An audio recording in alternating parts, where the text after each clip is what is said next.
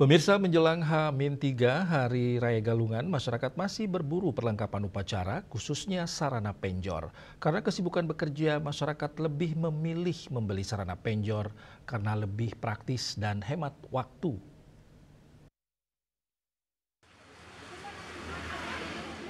Beginilah suasana jelang Hari Raya Galungan di salah satu toko yang menjual perlengkapan penjor.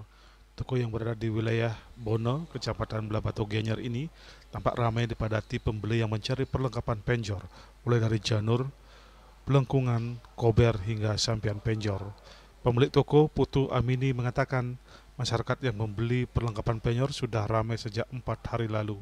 Menurutnya akibat kesibukan masyarakat bekerja dan keterbatasan waktu yang dimiliki, banyak yang memilih praktis dengan membeli perlengkapan penjor yang terbuat dari bahan ental ini.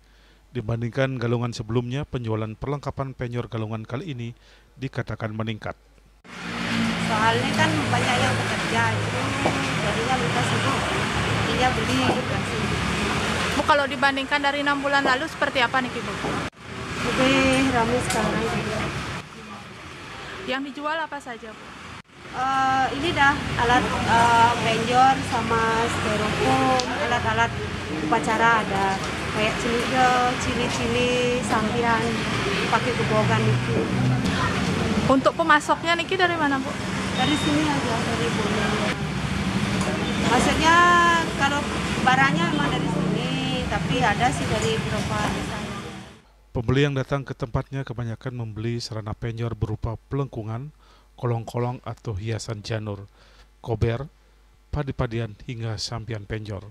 Sampian penjor dijual dengan harga bervariasi mulai dari Rp10.000, kolong-kolong kisaran Rp50.000 per bungkus, padi-padian Rp30.000 per ikat. Sarana penjor berupa variasi untuk menambah kesan seni pada penjor, yakni hiasan gebogan penjor paling mahal dijual dengan kisaran harga Rp2 juta. Sukma Bali TV.